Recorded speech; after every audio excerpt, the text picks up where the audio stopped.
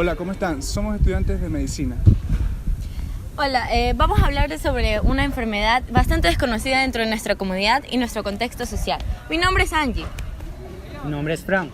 Yo soy Leo. Y juntos somos estudiantes de la Universidad Técnica de Manabí. Hola, ¿cómo estás? Queríamos preguntarte algo.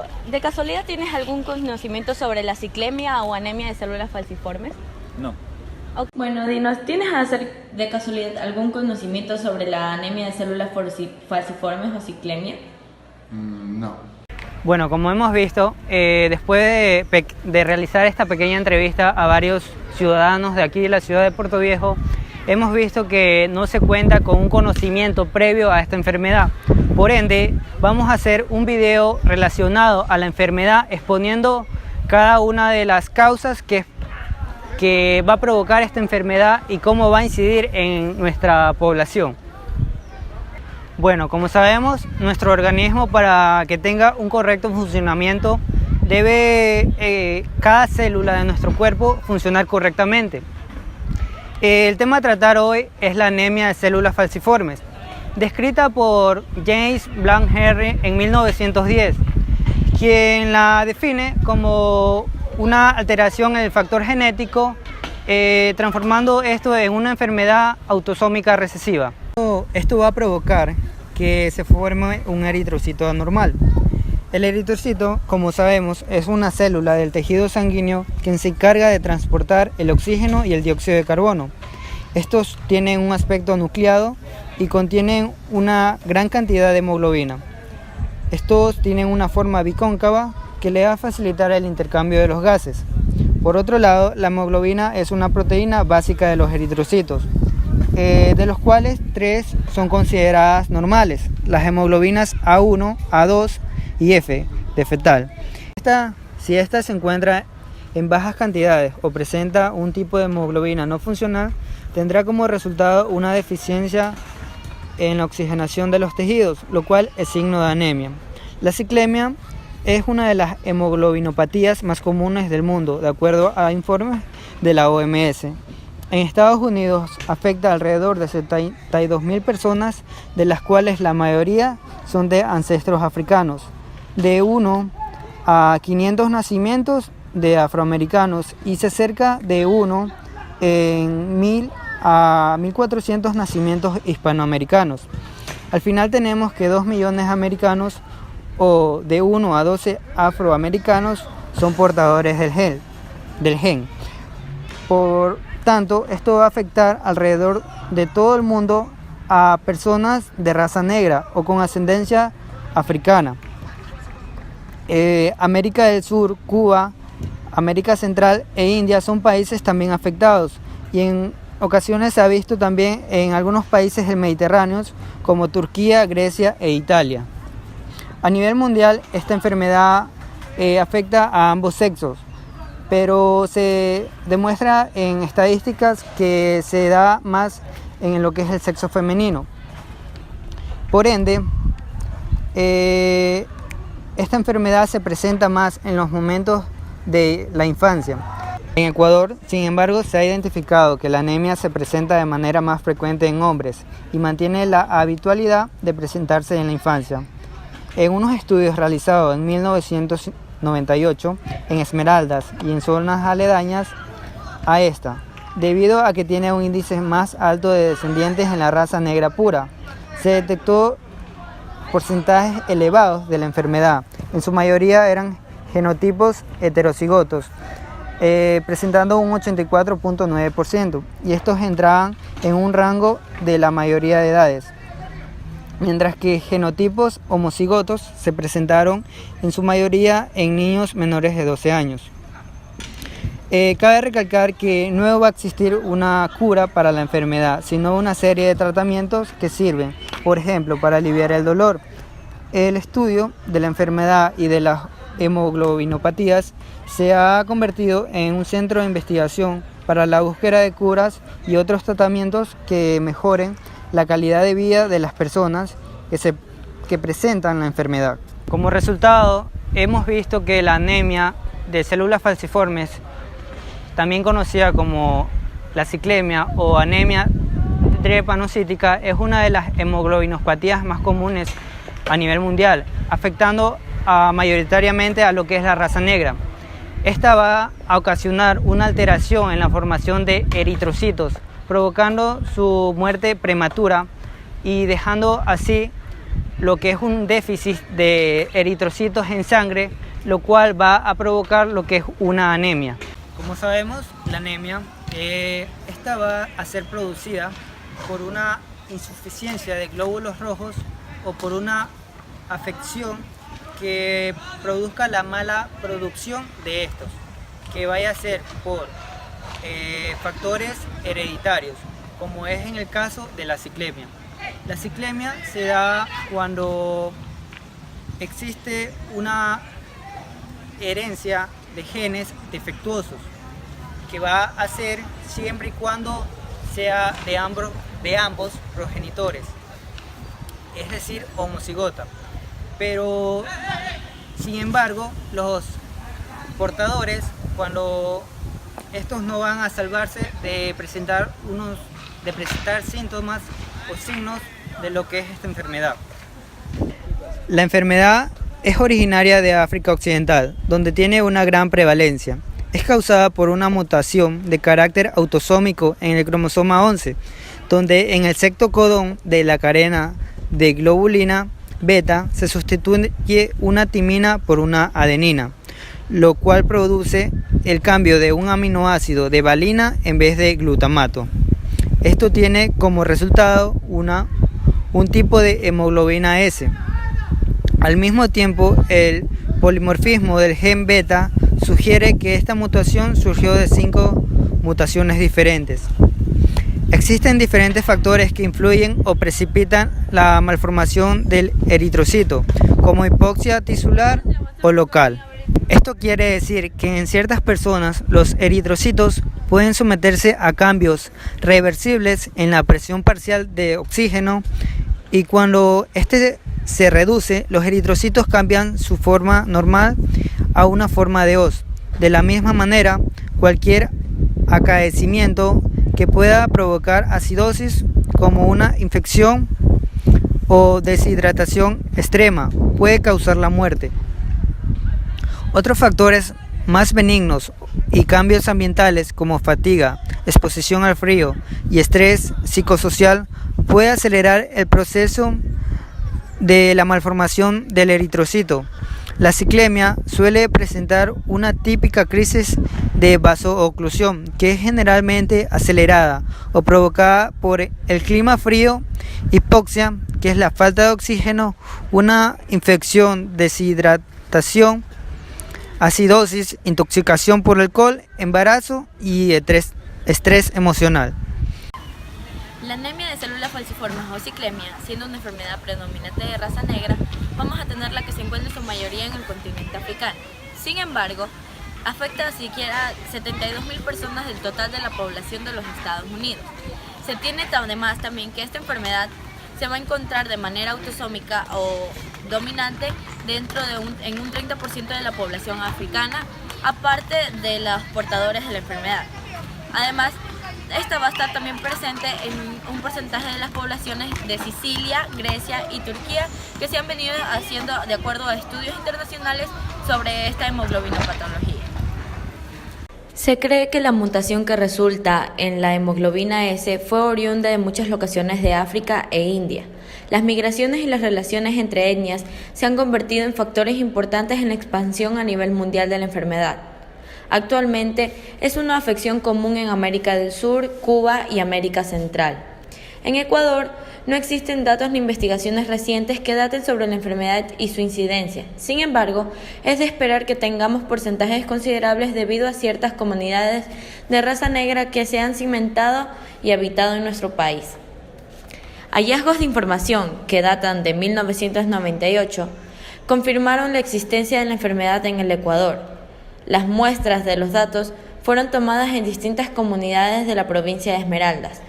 Estos datos han reflejado porcentajes considerablemente altos, en su mayoría eran genotipos portadores heterocigotos, en un 84.9%, que sobre todo eran parte del grupo mayor a los 12 años. mientras que los genotipos sintomáticos o homocigotos en su mayoría eran parte del grupo menor a los 12 años.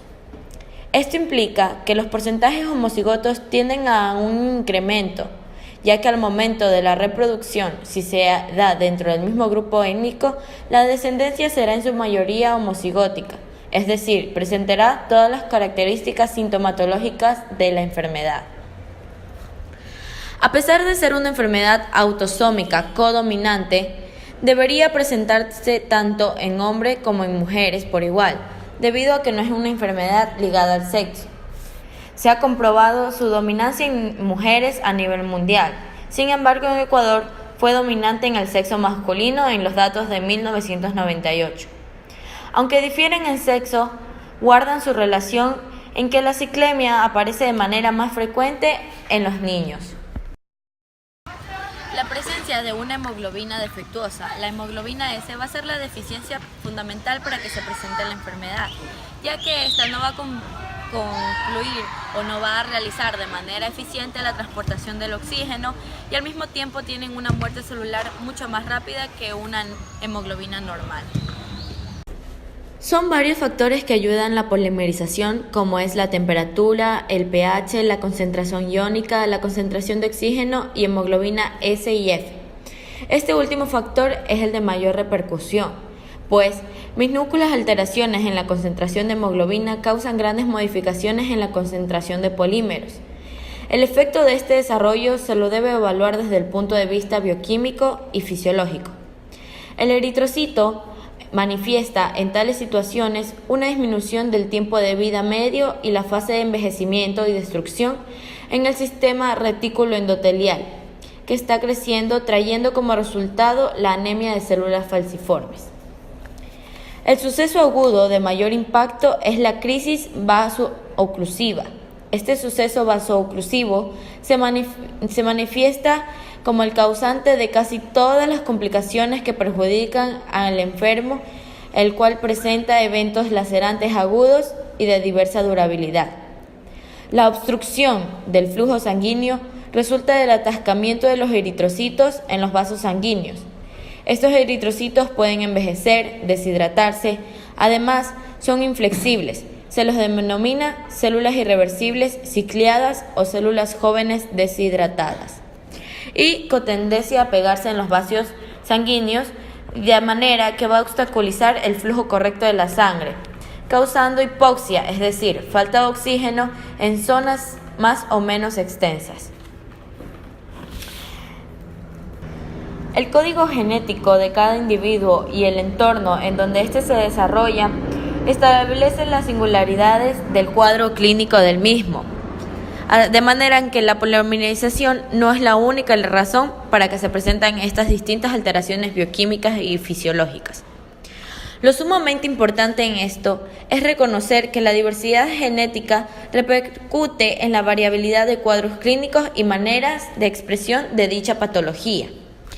La fisiopatología del desarrollo oclusivo está modulada sistemáticamente por extensos procesos fisiológicos y la diversidad de cada individuo no depende únicamente de la hemoglobina, más bien de los agentes que participan en la hematopoiesis y en la singularidad anatómica y funcional de cada ser humano. El análisis de esta hemoglobinopatía se va a realizar mediante el cuadro clínico, en el cual después de haber revisado se va a realizar una electroforesis, donde se va a poder distinguir la banda propia de la hemoglobina S.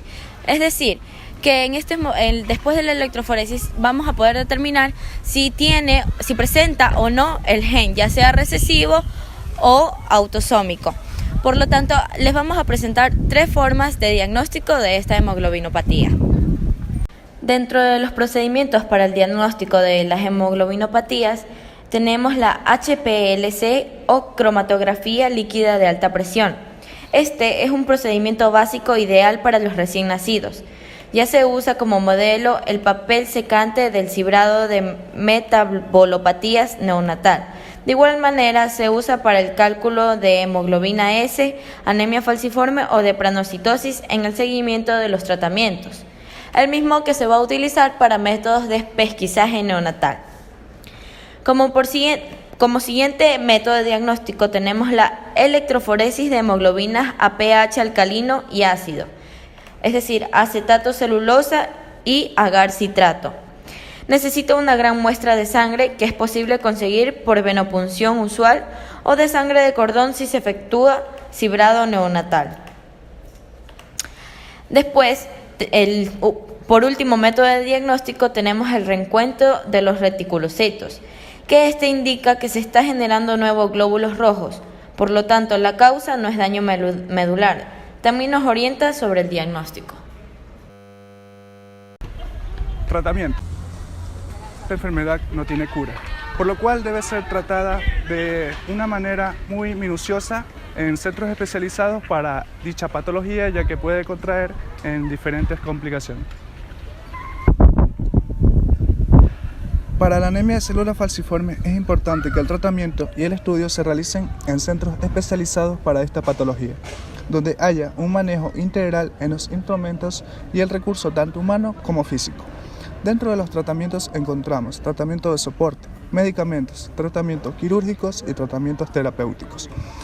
En los tratamientos de soporte encontramos lo que es la consulta de asintomáticos, atención primaria, hospitalaria y especializada, administración de ácido fólico, una dieta adecuada. En medicamentos podemos encontrar lo que son analgésicos para el dolor, ácido fólico, terapia por quelación de hierro. Dentro de tratamientos quirúrgicos encontramos lo que es la esplenectomía, la cual es la extirpación del vaso.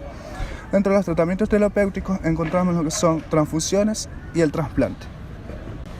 Complicaciones. Si esta enfermedad no es bien tratada, va a traer lo que son complicaciones, las cuales va a menorar el tiempo de vida del paciente.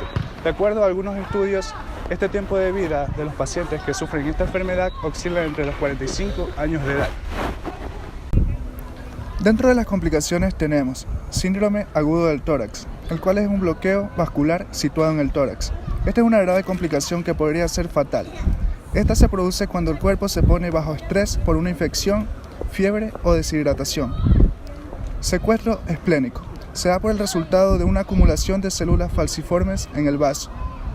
Accidente cerebrovascular. Es una complicación severa en niños, ya que las células deformadas pueden llegar a bloquear a los principales vasos sanguíneos que llevan oxígeno al cerebro. Crisis aplásica. Se da cuando hay una infección, por lo que los glóbulos rojos se detienen la producción cerca de los 10 días. Infecciones. Cuando hay estas infecciones en estos pacientes hay mucha dificultad para combatirlas. Pérdida de la vista. Se debe a que las células falciformes se obstruyen en los vasos sanguíneos del ojo dañado de la retina. Piedras en la vesícula biliar. Se debe a la excesiva cantidad de bilirrubina en la sangre y esto forma cálculos. Úlceras en las piernas. Son de causa desconocida. Daños en los riñones. Se afecta al no recibir suficiente oxigenación al órgano. Crisis hemolítica. Se debe al decaimiento acelerado de la hemoglobina en la sangre. Para concluir, la anemia de células falciformes es un tema de gran relevancia y de necesidad de conocimiento. Al ser una enfermedad de carácter hereditario, va a causar la obstrucción del flujo sanguíneo a causa de hematíes anormales, provocando lo que es el dolor. Sin embargo, se han realizado pocos estudios y investigaciones acerca de esta enfermedad. La anemia falciforme es bastante común en individuos de descendencia africana.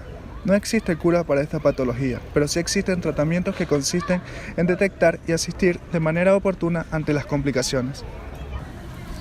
Bueno, de antemano les agradezco habernos visto y escuchado. Espero que esta información dada les haya servido para aclarar sus dudas y les invito a investigar más sobre esta patología. Así es, espero que los ciudadanos nos interesemos más por nuestra salud, por lo que sucede a nuestro alrededor y abrir el campo de la investigación para poder descubrir nuevas cosas. Vamos, que los ecuatorianos somos los fuertes. Recuerden, algo importante es darle like a este video y suscribirse. Si tienen alguna duda, coméntela en la caja de comentarios. Y estén al pendientes para nuevos videos en los cuales podamos resolver todas sus dudas. Muchas gracias.